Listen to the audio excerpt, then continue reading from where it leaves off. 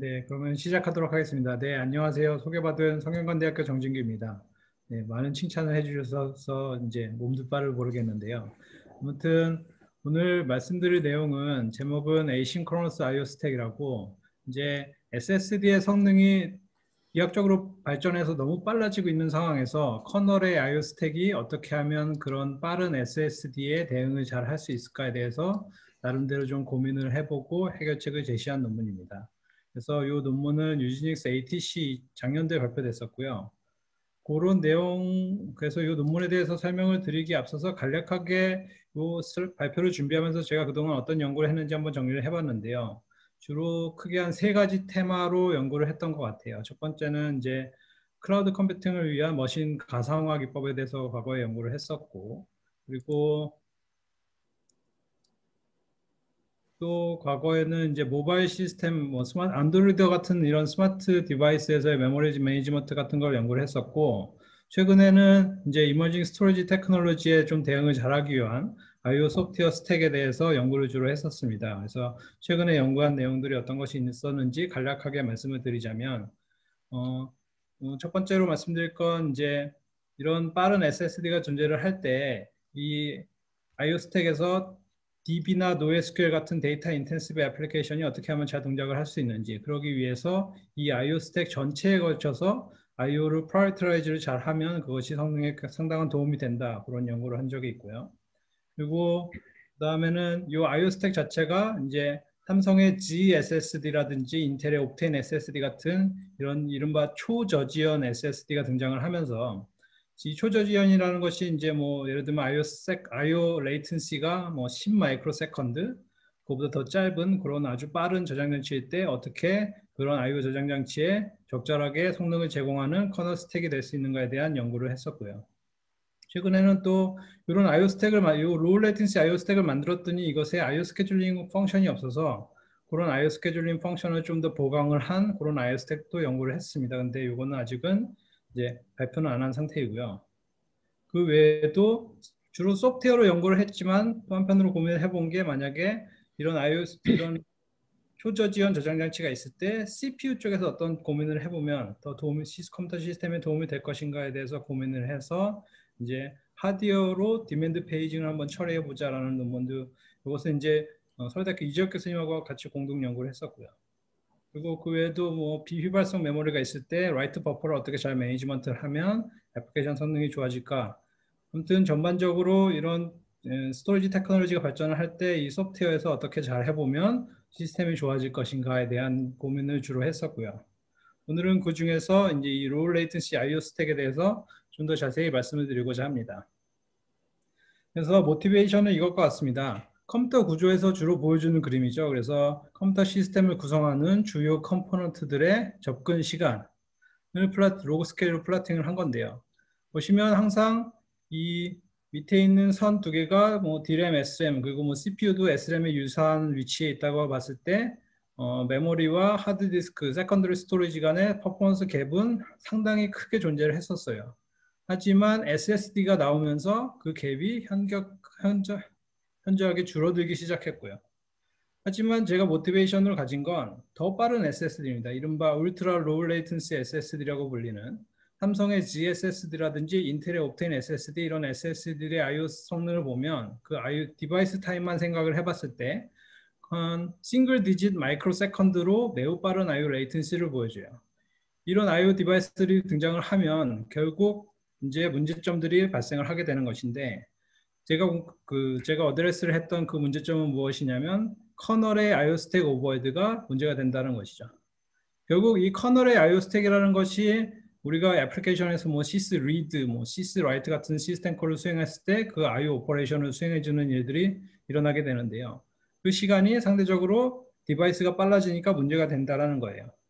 단편적인 예를 보여주면 예를 들면 그냥 일반적인 SATA SSD에서 이 그래프는 SATA SSD에서 4kB 리드를 수행하는데 걸리는 시간으로 대략 한 80 몇 마이크로 세컨드 정도가 나오고 그 중에서 이 초록색 부분이 실제 디바이스 I/O를 수행하는 시간이고 그 앞에 빨간색이 커널 스택을 타는 시간, 이 앞부분이 유저의 시간이에요. 이거는 FIO 벤치마크를 썼기 때문에 유저는 되게 짧고 커널의 I/O 스택 그리고 디바이스 타임이죠. 당연히 IO가 이렇게 느린 저장 장치에서는 커널 스택의 오버헤드가 한 6% 정도로 얼마 되지 않아요. 하지만 이런 SSD가 빨라지면 이런 말씀드린 이런 GSSD라든지 인텔 옵테인 SSD 같은 초저지연 저장 장치에서는 이런 식으로 IO 스택의 비중이 커지는 거죠. 가만 보면 커널에 해당하는 시간은 사실 크게 달라지지 않았어요. 똑같은 시스템이고 거의 유사한 수준의 명령어 개수를 수행하다 보니까 시간은 비슷하지만 상대적으로 디바이스 타임이 너무 빨라지니까 그 비중이 이렇게 커지게 되는 거죠. 라이트를 생각을 해봐도 뭐 버퍼드 라이트는 이제 논웨이니까 버퍼드 라이트에 F싱까지 추가를 한 이제 싱크로너스 라이트를 수행한다고 생각을 해봤을 때 이런 식으로 SSD가 빨라지게 되면 이 커널 IO 스택이 차지하는 비중이 상당히 커지게 되는 거죠. 결국 이제 뭔가 IO를 최적화하기 위해서 현재 커널 스택의 오버헤드는 상당히 큰 거고 이것을 어떻게든 좀 최적화해 볼 필요가 있다는 것입니다.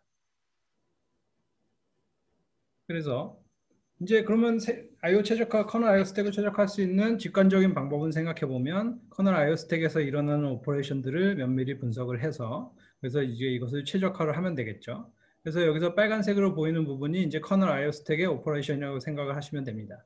자세한 동작은 제가 설명을 드리지 않겠지만 여기서 말씀드리고 싶은 것은 막상 가만 보면 각 오퍼레이션들이 자잘자잘한 것들이 많아요.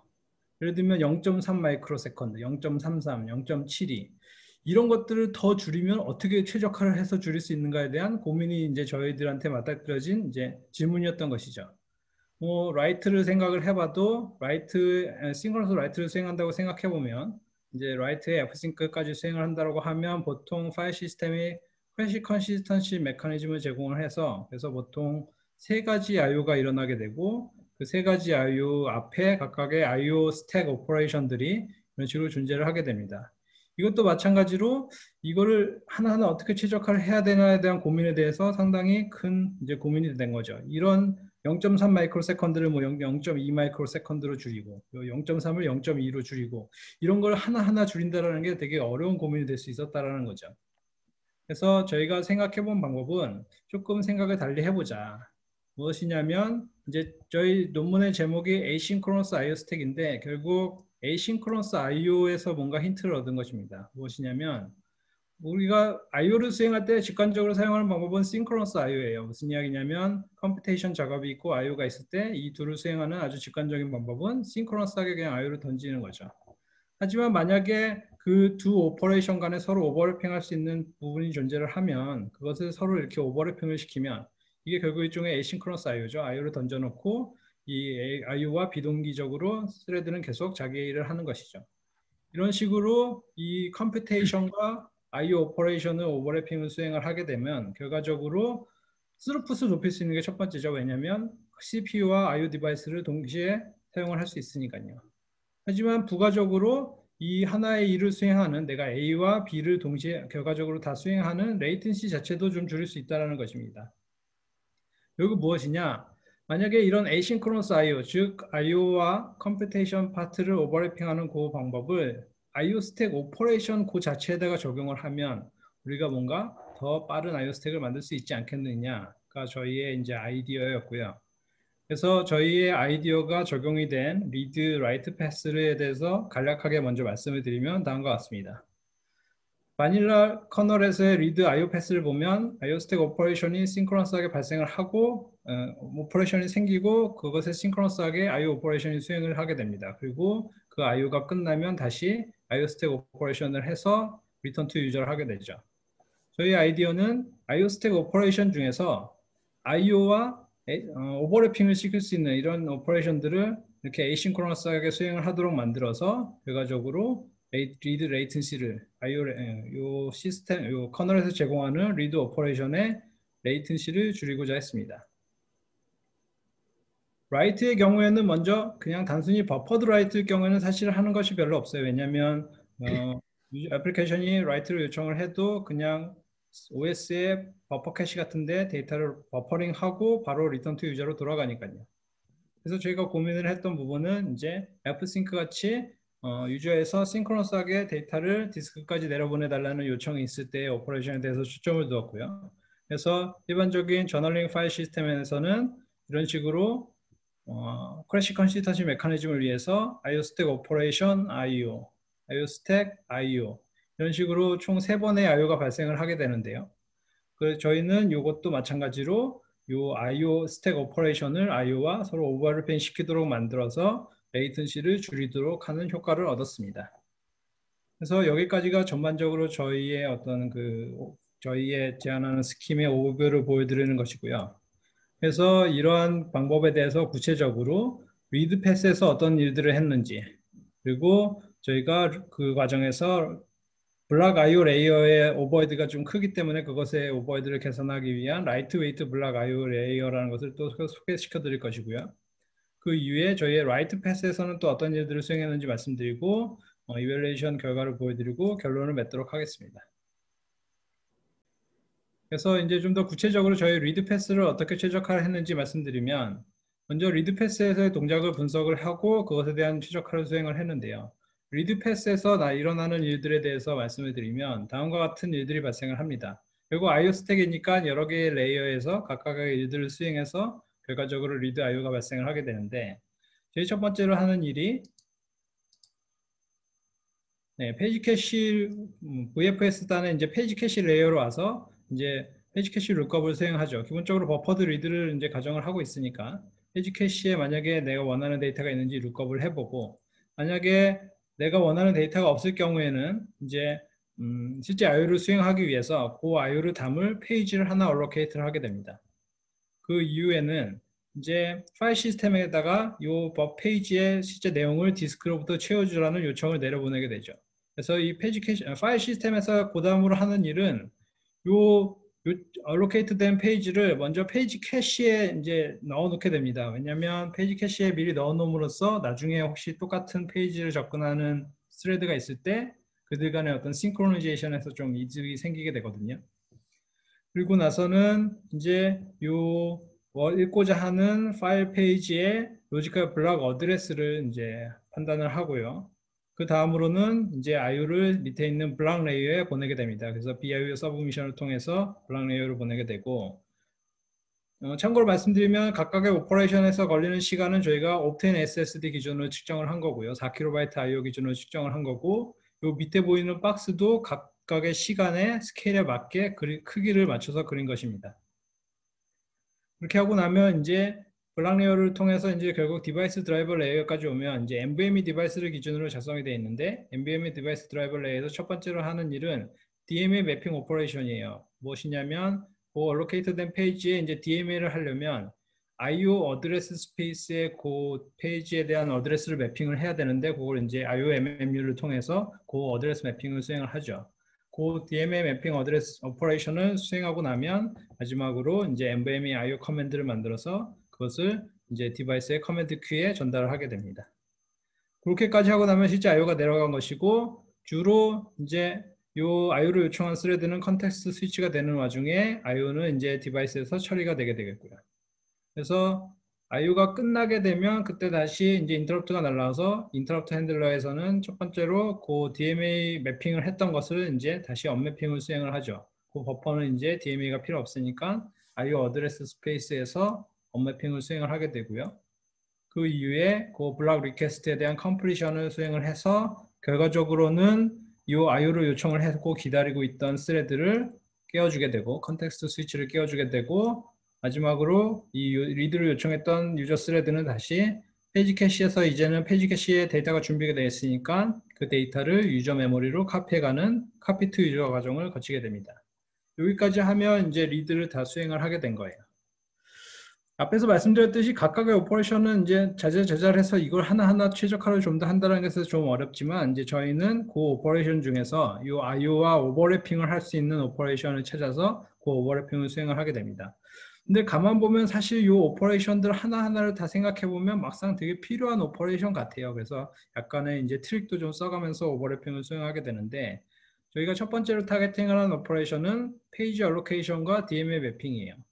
그리고 이 IO의 싱크로너스하게 이 과정들을 수행을 하면 뭐 0.2 마이크로세컨드, 0.3 마이크로세컨드지만 참 아깝단 말이죠. 그래서 저희가 제안한 방법은 미리 DMA 매핑을 수행을 해둔 페이지 풀을 좀 준비를 해놓자. 그리고 IO가 요청이 왔을 땐 그 페이지 풀에서 allocate를 하자. 그러면 이 페이지 풀 allocation은 간단한 링크드 리스트로 미리 DMA 맵핑을 수행을 해놨으니까 이제 링크드 리스트에서 하나를 띄워놓은 오퍼레이션은 되게 빨리 수행할 수 있거든요. 대신에 이 페이지 풀에서 뭔가 소모를 하면, 페이지를 소모를 하고 나면, 만약에 가만히 있으면 페이지를 다 소모하고 나면 결국 끝이죠. 그래서 페이지를 allocate하고 DMA 맵핑을 수행하는 이 오퍼레이션은 IO를 던지고 나서, IO 커맨드를 디바이스로 보내고 나서 이때 수행을 하면 이 컴퓨테이션에 해당하는 것과 IO를 오버래핑을 할 수 있으니까 전반적인 IO 레이턴시를 줄일 수 있으면서도 하는 동작은 동일하게 수행을 할 수 있게 되는 거죠. 이렇게 첫 번째로 이 페이지 얼로케이션과 DMA 매핑을 오버래핑을 시켰습니다. 두 번째로 저희가 관심을 가진 부분은 이제 페이지 캐시에 넣는 부분이에요. 어쨌든 페이지 캐시 룩업을 해서 페이지가 없으면 이제 하는 오퍼레이션이 해당 페이지를 얼로케이트 한 이후에 그것을 페이지 캐시 스트럭처에 달아놓게 되죠. 리눅스는 그것을 레디스 트리 형태로 달아놓게 되는데 이 페이지 캐시에 달아놓는 이 오퍼레이션도 만약에 오버래핑을 할 수 있다면 도움이 될 수 있겠죠. 근데 저희가 요거를 수행할 때 고민을 했던 이슈는 뭐냐면 페이지 캐시 인서트를 위해서도 한번 페이지 캐시를 룩업을 해보고 룩업을 했을 때 만약에 내가 원하는 페이지가 없으면 그 원하는 파일 인덱스에 해당하는 페이지 캐시가 없을 경우에 그때 미스로 인해서 페이지 캐시를 내가 얼로케이트한 페이지를 요 페이지 캐시 트리에다가 집어넣는 오퍼레이션을 수행을 하게 됩니다. 이런 걸 쓰게 되는 이유가 만약에 비슷한 시점에 동일한 파일 옵셋에 해당하는 페이지 캐시 리드를 수행하는 스레드가 있으면 동일하게 이 페이지 캐시의 룩업을 수행을 해요. 그랬을 때 만약 어쨌든 이 페이지 캐시에 룩업을 하고 페이지를 넣는 오퍼레이션 자체는 동기화가 되기 때문에 크리티컬 섹션화가 되어 있기 때문에 두 개의 스레드가 같은 인덱스를 접근하려고 하면 어떤 스레드는 인서트에 성공해 놨기 때문에 다른 스레드는 이미 해당하는 파일 옵셋에 페이지가 있는 것을 확인을 해서 굳이 내가 추가 또 다른 IO를 요청하지 않고 중복되는 IO를 요청하지 않고 그냥 그 해당되는 페이지를 같이 기다리게 됩니다. 이런 식으로 일종의 동기화까지 함께 수행을 해주는 것이거든요. 결과적으로 같은 파일 옵셋을 동시에 접근하려고 해도 IO는 하나의 스레드에서만 발생하게 되는 거죠. 결국 저희 입장에서 생각을 해보면 이 페이지 캐시를 인서트하는 이 오퍼레이션을 앞에 두게 되면 중복되는 IO는 발생을 하지 않지만 대신에 페이지 캐시를 매니플레이트하는 이 시간이 코스트로 작용을 하는 거예요. 결국 저희는 이 둘 사이의 트레이드오프를 어떻게 고민을 했냐면 페이지 캐시는 인서트를 나중에 하자. IO를 어차피 시간을 많이 소모하는 오퍼레이션이니 이 앞에서 하지 말고 IO를 서브미션한 뒤에서 하자. 이렇게 했을 경우에는 만약에 동시에 같은 파일 옵셋을 접근하고 싶어하는 스레드들이 도착을 했을 때 이때 IO는 그 두 개의 스레드에서 동시에 수행을 할 수 있지만 IO는 이미 먼저 던지기 때문에 페이지 캐시 인서트 하기 전에 IO를 던지기 때문에 IO 자체는 양쪽에서 동시에 발생할 수 있지만 그 중에서 페이지 트리에다가 페이지를 인서트를 성공하는 스레드만이 그 해당 페이지를 사용하게 해주고 만약에 인서트를 실패하는 스레드에 대해서는 그 페이지는 그냥 버려버리고 그 페이지로는 결국 IO가 날아가겠지만 그 페이지는 그냥 불필요한 IO가 하나 더 날아간 것일 뿐인 거고 여전히 이 페이지 캐시에 있는 페이지를 사용하도록 함으로써 결과적으로는 중복된 IO가 발생하는 비용은 들긴 하지만 페이지 캐시를 매니플레이트하는 시간 자체는 이런 식으로 오버래핑을 수행하도록 만들어서 IO를 수행하는 전체 시간을 줄이도록 했습니다. 그러면 생각해 볼 수 있는 게 정말로 이 중복된 IO가 얼마나 문제가 되느냐에 대해서 고민을 할 수 있는데 저희가 실제로 저희가 테스트한 그 락스DB DB벤치 워크로드에서 테스트를 해봤을 때 요 같은 파일 옵셋을 접근하는 경우는 무시할 만큼의 아주 낮은 횟수만 발생을 해서 이게 그렇게 실질적으로 큰 성능에 영향을 미치지는 않았다라고 판단을 했습니다. 다음으로 저희가 또 고민을 한 오퍼레이션은 DMA 어드레스의 언매핑을 수행하는 그 오퍼레이션인데요. 이 오퍼레이션은 IO가 끝나고 나서 발생을 하게 되죠. 이것도 결국은 이 리시스 리드의 크리티컬 패스 내에 존재하기 때문에 이것도 어떻게 오버래핑을 시키면 레이턴시를 더 줄일 수 있게 됩니다. 그래서 저희가 채택한 어프로치는 레이지 DMA 언매핑이에요. 무슨 이야기냐? 그 DMA 그 IO가 끝났다 하더라도 그 IO 버퍼에 대한 DMA 어드레스의 언매핑을 바로 수행하지 않고 나중에 시스템이 아이들하거나 혹은 다른 IO 리퀘스트를 핸들링하고 있을 때 이때 DMA 언매핑을 수행하도록 했습니다. 결과적으로 마치 IO의 그 언매핑 오퍼레이션이 오버래핑된 효과를 보게 되는 거죠. 정확히는 나의 IO에 내가 이번에 요청한 IO 오퍼레이션을 수행하는 과정에서 DMA 어드레스의 언매핑을 수행한 건 아니고 그 다음번 IO가 발생을 할 때 그때 이전에 IO가 끝난 버퍼에 대한 DMA 언매핑을 수행하도록 한 것입니다. 근데 이렇게 하면 사실은 DMA 버퍼의 vulnerability 윈도우가 좀 커지는 그 문제가 좀 있어요. 일종의 시큐리티 문제라고도 할 수 있는데요. 사실은 그게 정확하게 따져보면 또 심각한 문제는 아니에요. 왜냐하면 이 DMA 언매핑 오퍼레이션 자체가 IO MMU 오퍼레이션 접근을 수행하게 되고 그게 상당히 오버헤드가 커서 이미 리눅스에서 디폴트로 디폴트 프로텍션이라는 스킴을 씁니다. 무슨 이야기냐면 DMA 언매핑 요청이 와도 바로 언매핑을 수행하지 않고 좀 모아서 나중에 언매핑을 수행하는 그 일을 하게 됩니다. 그러면 결과적으로 마찬가지로 저희가 제안한 방법과 이미 동일하게 DMA 언매핑을 즉각하지 않고 좀 나중에 하기 때문에 DMA 어택에 대한 vulnerability 윈도우가 좀 커지는 문제가 있는데 뭐 어쨌거나 저쨌거나 비슷한 문제가 있으니까 저희도 뭐 그냥 그 스킴을 유사하게 따라갔고요. 대신에 만약에 어떤 시큐리티 문제가 있을 수 있으면 그때는 세이프티를 위해서 굳이 이것은 언매핑을 수행하지 않아도 되도록 그렇게 옵셔널리 제공을 하고는 있습니다. 여기까지 해서 기본적으로 IO 스택 오퍼레이션을 상당수로 오버래핑을 시켰지만 여전히 남아있는 큰 오버헤드들이 있어요. BIO 서브미션, 그리고 디바이스 드라이버 파트, 그리고 컴플리션 쪽에서도 일어나는 블락 레이어의 동작들. 그래서 이 부분을 좀 더 최적화를 하기 위해서 다음으로 제안을 한 것이 이 라이트 웨이트 블락 IO 레이어입니다.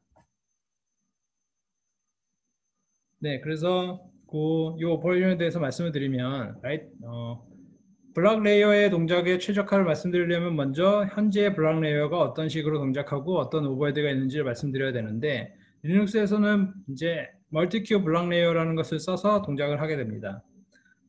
기본적으로 BIO라는 스트럭처를 사용을 하고 있고요. 그 내부적으로는 리퀘스트라는 또 오브젝트를 사용을 하고 이것들을 활용을 해서 블락 IO 서비스를 하고 있습니다.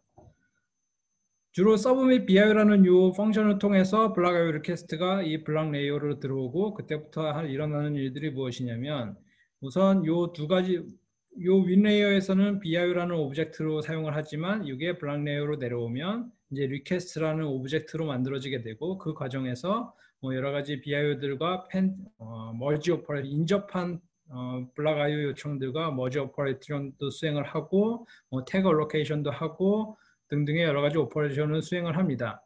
근데 이 과정이 생각보다 되게 오랜 시간을 잡아먹어요. 특히 머지 오퍼레이션은 결국 블락 레이어에 펜딩된 다른 리퀘스트들과 인접성을 판단하는 그런 오퍼레이션을 하기 때문에 꽤 많은 시간을 잡아먹고 있고요. 그 다음으로는 그래서 리퀘스트화된 오브젝트는 이제 밑에 있는 소프트웨어 큐 그리고 하드웨어 큐를 거쳐서 스케줄링 오퍼레이션을 동작을 하게 됩니다. 그리고 이것이 스케줄링을 통해서 디바이스로 디스패치될 상황이 됐을 때는 디바이스 드라이버 내에서는 또 다른 오브젝트들을 얼로케이션을 하고 기본적으로 BIO는 가지고 있지만 리퀘스트와 BIO 오브젝트는 가지고 있지만 뭐 IOD, 뭐 PRP 리스트, 스캐터 게더 리스트 이런 류의 또 추가적인 오브젝트 얼로케이션을 하게 되고 결과적으로 IO 커맨드를 쏘게 돼요. 그리고 스트럭처 컨버전 그리고 멀티큐의 스케줄링 부분을 지나가고 그리고 그런 과정에서 여러 가지 다이나믹 메모리 얼로케이션을 하는 것들이 시간 비용으로 나타나게 된다는 것이죠. 그래서 저희가 제안하는 방법은 이 사실 이 블락 레이어의 오버헤드가 크다라는 것은 이미 좀 잘 알려진 사실이었습니다. 이런 스트럭처 컨버전 자체가 스트럭처 컨버전 과정에서 IO 머징을 수행하는 이런 오퍼레이션이 되게 비효율적이고 특히나 하드디스크와 같은 느린 저장 장치에서는 인접한 IO들을 모아서 리퀘스트의 개수 자체를 줄이는 게 좀 유용하지만 이런 로우 레이턴시 SSD 같은 상황에서는 이런 IO 리퀘스트의 개수를 줄이기 위해서 시간을 더 쓰는 그 시간 자체가 오히려 더 문제가 되니까 그런 것들이 비효율적이라는 것이 이미 알려져 있고요. 뭐 IO 스케줄링 피처 같은 경우에는 이런 특히나 로우 레이턴시 SSD에서는 사용하지 않는 것이 좋다. 그래서 이미 리눅스의 SSD를 위한 스케줄러도 다 눕 스케줄러로 디폴트로 되어 있고요.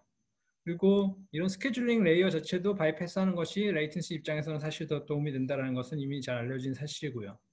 특히나 저희가 이 스케줄링이라는 건 사실은 되게 유용한 기능이지만 저희가 그것을 바이패스하는 게 그래도 문제가 없다라고 생각했던 이유는 이미 NVMe 프로토콜도 그렇고 이미 리서치 커뮤니티에서도 스토리지 디바이스에 대해서도 이미 스토리지 디바이스 내에 IO 스케줄링 피처가 있으니까 그거를 활용하면 굳이 소프트웨어 레이어에서의 어떤 스케줄링이 필요가 없다. 굳이 이렇게 복잡하게 스케줄링을 위한 레이어가 불필요하다라는 것에 저희도 공감을 해서 했습니다.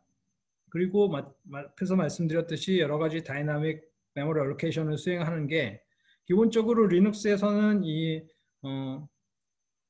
슬랩 얼로케이터를 써서 메모리 어로케이션 스피드가 뭐 꽤 괜찮게 나오긴 합니다만 항상 그렇듯이 슬랩 얼로케이터의 슬랩이 부족하면 결국은 버디 얼로케이터를 통해서 메모리 어로케이션을 하게 되고 이런 것들이 더 부가적인 레이턴시 스파이크로 작용을 할 수 있는 거죠. 그래서 저희가 제안하는 그 레이어는 최대한 블락 레이어를 간단하게 만들자. 특히 저희는 어쨌든 이 빠른 디바이스, NVMe SSD, NVMe 프로토콜 기반의 빠른 SSD를 가정을 하니 NVMe 프로토콜에 최적화시켜서 오브젝트 구성을 하고 그것에 맞춰서 굳이 불필요한 스트럭처 컨버전이나 오브젝트 얼로케이션 같은 것은 최소화시키고 NVMe IO 리퀘스트를 던지기 위한 최소한의 스트럭처로만 구성을 해보자라고 했습니다. 그래서 저희는 라이트웨이트 블락 레이어라고 해서 저희가 사용하는 오브젝트는 라이트웨이트 BIO죠. LBIO라는 이 오브젝트를 쓰고 이 오브젝트는 디바이스가 NVMe인 것을 가정을 해서 그 IO 커맨드를 쏘기 위한 뭐 NVMe 프로토콜 스페시픽한 피처지만 뭐 PRP 리스트 같은 것들을 다 이미 포함을 하게 만들어서 약간은 결국은 일종의 레이어링 어프로치를 조금 이제 역행하는 일이긴 하죠. 디바이스 스페시픽한 부분이 위쪽 레이어에서도 조금 들어가 있긴 하지만 그렇게 만들어낸 대신에 이제 레이턴시는 손해를 보지 않는 레이턴시 최대한 짧게 가져가는 그런 블락 레이어를 만들려고 했습니다. 그래서 스케줄링 레이어도 만들지 않고 어떤 이 오브젝트도 결국 퍼코어 어레이로 만들어서 랑리스 얼로케이션 그리고 랑리스 태깅 같은 것을 다 수행할 수 있게 했고요. 그리고 디바이스를 서브미션 하는 과정에서도 저희 상황에서는 딱 하나의 추가적인 다이나믹 메모리 얼로케이션, 요 PRP 리스트라고 해서 이제 IO 버퍼를 variable length IO 버퍼를 스페시파이 하기 위한 요 NVMe 프로토콜의 피처인데 그걸 위한 요 오브젝트만 유일하게 다이나믹 메모리 얼로케이트를 하게 하는 형태로 이제 요 블락 레이어 구성을 했습니다. 간략하게 이 블락 레이어 저희가 만든 블락 레이어가 얼마나 IO 레이턴시가 짧아지게 되는지 블락 IO를 서브밋 하는데 걸리는 시간을 이제 CDF로 측정을 해봤는데요. 그래프가 두 개인데 하나는 4KB 랜덤 리드고 하나는 32KB 랜덤 리드인 이유가 32KB보다 큰 경우에 다이나믹 메모리 얼로케이션이 하나가 더 생겨요. BIO에서는. 그래서 이제 그 두 가지로 구분을 했고요. 그래서 보시면 저희께 검은색 선이고 기존의 리눅스의 BIO가 이 빨간색 점선인데 보시면 대략 한 4배 이상의 블락 IO 서브미션 레이턴시를 줄이는 것을 확인을 했습니다. 그래서 BIO 같은 경우에는 뭐 1마이크로 세컨드, 뭐 3마이크로 세컨드 이런 시간이 걸린다면 저희 거는 0.4 마이크로 세컨드, 0.5 마이크로 세컨드 정도의 매우 빠른 블락 IO 서브미션 레이턴시를 갖는 그 블락 레이어가 되겠고요.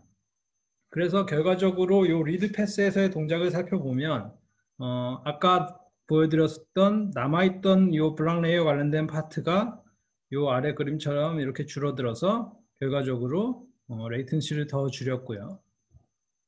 결과적으로 처음에 보여드렸던 리드 패스에서의 동작이 이런 식이었다면 저희는 이 아래처럼 대부분의 오퍼레이션을 이 IO 오퍼레이션과 오버래핑을 시키도록 해서 레이턴시를 줄이도록 했습니다. 네, 그래서 여기까지가 우선 리드 패스에 대해서 설명을 드린 것이고요. 잠시 혹시 질문이 있는지 채팅을 한번 잠깐 확인을 해보겠습니다.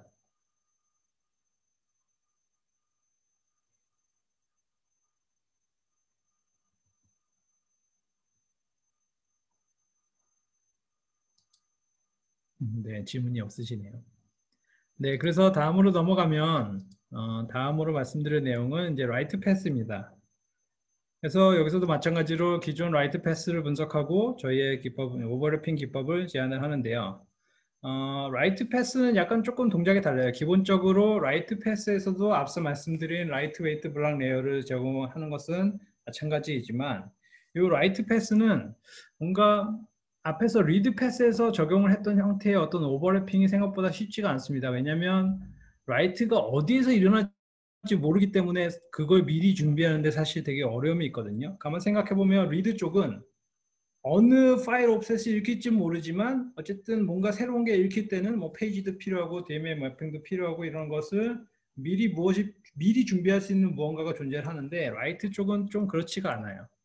그래서 저희는 조금 더 이제 뷰를 좀 더 크게 가져가서 멀리서 바라봐서 이 특히 F싱크를 통해서 라이트가 내려가는 이런 파일 시스템의 크래시 컨시스턴시 메커니즘이 동작을 하는 상황에서 이제 오버래핑을 할 찬스를 찾았습니다. 그래서 ext4 오더드 모드 기준으로 주로 오더드 모드가 디폴트죠. 기준으로 fsync가 내려왔을 때 하는 일을 살펴보면 먼저 파일에 덜티된 페이지들을 디스크로 내려보내는 오퍼레이션을 수행을 해요. 정확히는 IO 스택 오퍼레이션을 먼저 수행을 해서 IO 커맨드를 준비를 하고 그것을 결과적으로 디바이스로 내려보내죠. 이렇게 해서 파일의 더티 블락들이 다 디스크로 내려가고 나면 그때는 이제 파일 시스템의 저널링 메커니즘을 깨우게 됩니다. 그래서 ext4는 JDB2를 사용하니까 JDB2를 웨이크업을 시키고요. 그러면 이 JDB2는 이제 저널링을 수행을 하게 되는데요. 첫 번째로는 저널 영역의 저널 블락, 저널 라이트를 수행을 하게 됩니다. 그래서 뭐 메타데이터 체인지들에 대한 그것을 저널 영역에 쓰는 저널 라이트를 준비를 하게 되고요. 이때는 여전히 CPU를 쓰는 IO 스택 오퍼레이션이 되겠죠. 그래서 뭐 저널 버퍼 페이지를 얼로케이트 하고 저널 영역에 내가 어느 공간을 쓸지 정하고 그다음에 뭐 책섬 캘큘레이션 같은 것도 해서 이제 CPU 파트를 사용을 하고 나면 그래서 저널 블락이 준비가 되면 그것을 이제 디바이스로 내려보내서 저널 IO를 수행을 하게 됩니다. 저널 IO가 끝나고 나면 그때 마지막으로 커밋 블락을 준비를 해서 그 커밋 블락을 뭐 플러시를 먼저 내려보내고 플러시가 끝나면 마지막으로 커밋 블락을 IO를 내려보내서 커밋 블락 IO를 수행을 하게 됩니다. 그것이 끝나고 나면 이제 돌아와서 리턴 투 유저로 F싱크가 끝나게 되죠. 저희가 앞에서 오버뷰로 보여드렸듯이 이제 요 컴퓨테이션에 해당하는 오퍼레이션과 밑에 있는 IO 오퍼레이션을 이제 오버래핑을 하게 되는데요. 그렇게 할 수 있었던 가장 큰 이유는 사실은 이 IO 스택 오퍼레이션은 메모리에서 일어나는 오퍼레이션이에요. 좀 더 다시 말씀드리면 결국 이 크래시 컨시스턴시 메커니즘을 위해서는 이 세 개의 IO가 순서대로 발생을 해야 되거든요. 그리고 특히 이 마지막에 커밋 블락에 쓸 때는 커밋 블락을 디스크에 쓰기 전에 일종의 여기 IO 배리어가 있는 거죠. 이 앞에 있는 IO들이 온전히 디스크에 쓰여진 것이 확인이 되고 나서 커밋 블락이 쓰여져야 돼요. 그래야지 크래시 컨시스턴시 상에서 문제가 없게 되는데 저희 생각은 그건 디스크 상황에서 그렇게 발생을 하면 되는 거고 인메모리의 오퍼레이션들이 굳이 그것도 이렇게 마치 세 개가 서로 순서대로 발생을 하게 될 필요가 있느냐 이렇게 IO와 서로 연계가 돼서 마치 배려가 있듯이 동작을 할 필요가 있느냐가 저희의 이제 아이디어였습니다. 그래서 저희가 수행을 하는 방법은 오버래핑을 다음과 같이 시키게 되는데요. 먼저 데이터 블락 라이트는 똑같이 수행을 해요. 대신에 절대적인 시간 자체는 줄어듭니다. 왜냐하면 앞에서 말씀드린 라이트 웨이트 블락 레이어를 써서 이제 IO 커맨드를 내려보내는 시간이 더 줄었기 때문인 것이고요. 그걸 하고 나면 저희는 데이터 블락을 내려보내고 나면 그 다음에 하는 일이 뭐냐? 이 IO가 끝날 때까지 굳이 기다리지 말고 바로 JDB2를 이런 식으로 깨워주는 것입니다. JDB2를 깨워주면 JDB2는 바로 깨어나서 바로 저널 블락을 준비하는 일을 하는 거죠. 인메모리에서. 그리고 이 저널 블락의 준비가 끝나게 되면 이 저널 블락에 대한 IO는 그냥 바로 내려보내요. 왜냐하면 정확하게는 데이터 블락, 저널 블락과 그 뒤에 발생할 커밋 블락 사이에서의 오더링만 맞춰주면 되기 때문인 거죠.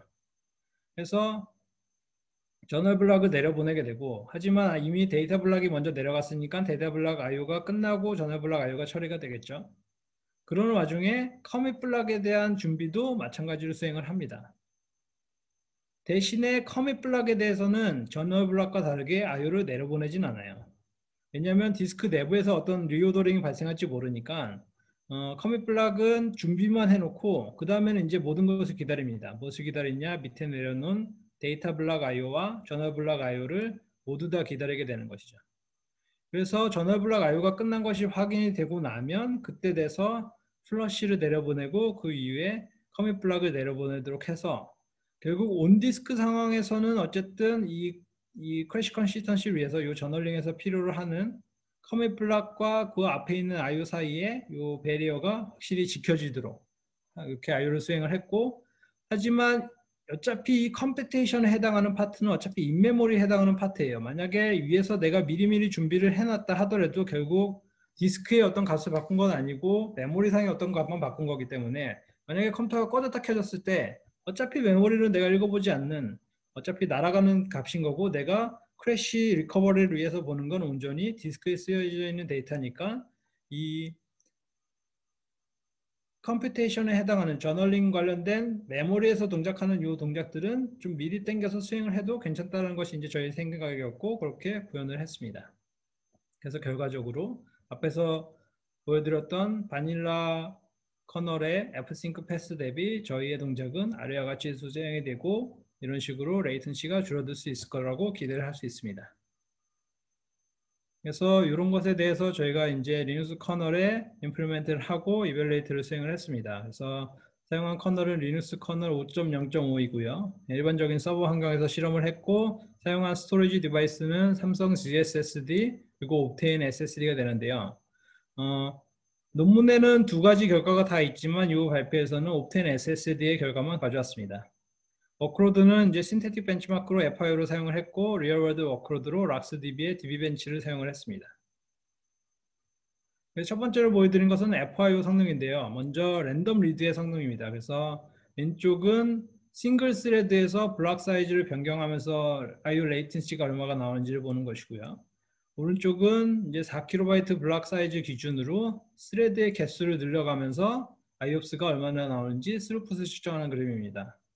그래서 왼쪽 그림은 이제 각각 싱글 스레드니까 이제 레이턴시에 크리티컬 하겠죠. 그 싱글 스레드가 싱글 큐뎁스로 IO를 던지는 상황이니까요. 그래서 보면 바닐라가 하얀색이고 저희께 빨간색인데 레이턴시 그래프니까 짧은 게 좋은 것이고, 그래서 보면 전반적으로 약 23% 정도의 레이턴시를 줄이는 효과를 얻었습니다. 제가 사실 앞에서 말씀을 못 드리긴 했는데 남은 시간 중에서 상당히 많은 시간을 차지하는 부분이 컨텍스트 스위치 부분이에요. 그리고 IO에서 컨텍스트 스위치 오버헤드를 줄이는 아주 잘 알려진 방법은 폴링을 쓰는 것이죠. 그래서 저희 기법에 폴링을 함께 적용을 했을 때 그래프를 이렇게 검은색으로 보여드리는 것인데, 이때는 옵테인 SSD 기준으로 4KB IO 레이턴시를 7.6 마이크로세컨드로 줄였습니다. 이거는 나름대로는 제가 좀 그래도 뿌듯하게 생각을 하는 것인데요. 왜냐하면 옵테인 SSD의 디바이스 타임이 대략 한 6 마이크로 세컨드 정도 나오는데 커널 IO 스택을 썼을 때는 이게 10 마이크로가 넘거든요. 두 자릿수의 레이턴시가 나오는데 저희 기법을 쓰고 폴링까지 쓰면 이런 식으로 풀 IO 스택을 탔음에도 불구하고 파일 시스템까지 다 통과하는 IO 스택을 탔음에도 불구하고 7.6 마이크로 세컨드 싱글 디짓 한 자릿수 레이턴시를 보인 것을 나름 이제 기쁘게 생각을 하고 있습니다.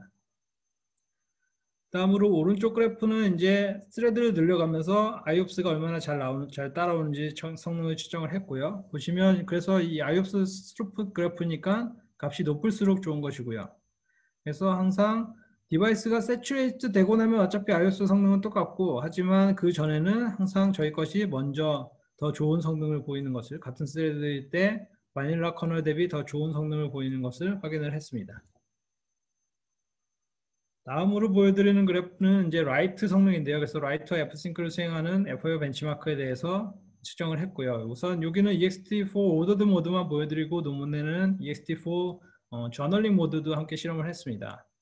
그래서 결과를 보면 싱글 스레드의 블락 사이즈를 바꿔가면서의 레이턴시를 측정했을 때는 마찬가지로 레이턴시가 더 줄어드는 것을 알 수 있습니다. 결국 이유는 싱크로너스하게 발생하던 IO 스택 오퍼레이션과 실제 IO를 서로 오버래핑을 시킴으로써 이제 IO를 던지는 시간을 더 이제 땡겨감으로써 결과적으로 레이턴시가 줄어드는 것이죠. 그래서 이렇게 IO 레이턴시가 좋아지는 것이 이제 IOPS로도 반영이 되고요. 결국 디바이스 세츄레이트 되기 전까지는 이제 성능이 좋게 되는 것을 확인을 할 수 있습니다. 근데 보시면 스레드가 많아질수록 사실은 성능의 개인이 그렇게 좋아지진 않아요. 성능이 좋아지는 요 폭이 감소하는 것을 볼 수 있습니다. 근데 이건 어찌 보면 당연한 거예요. 왜냐하면 사실은 스레드가 많아지는 것이 결국 IO와 컴퓨테이션을 오버래핑하는 아주 전형적인 방법이거든요. 스레드를 많이 만들면 자연스럽게 IO도 수행하고 컴퓨테이션도 수행하는 그것들이 서로 자연스럽게 오버래핑이 돼요. 그래서 스레드가 많아지면 상대적으로 저희의 기법으로 인한 이득은 좀 줄어드는 것을 알 수 있습니다.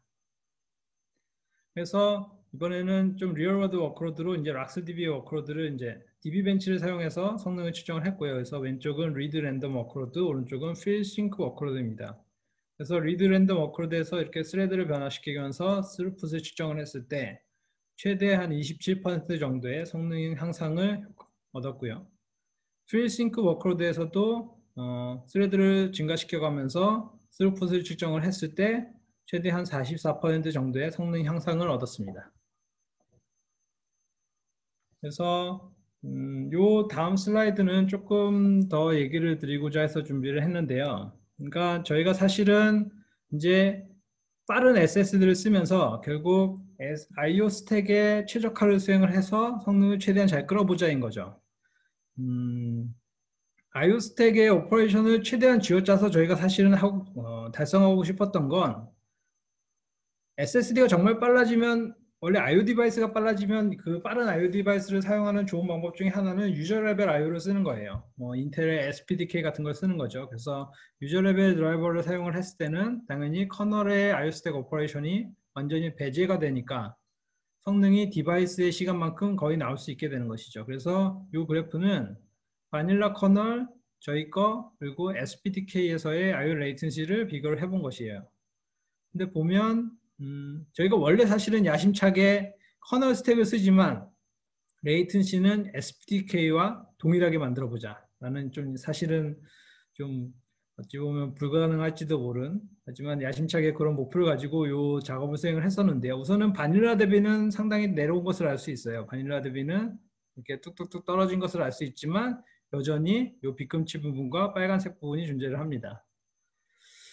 이 부분을 보면 우선 빨간색 부분은 사실은 카피트 유저예요. 무슨 이야기냐? 어쨌든 커널 IO 스택을 타면 이제 페이지 캐시를 통과하면서 IO를 수행하기 때문에 메모리 카피가 2번 발생하죠.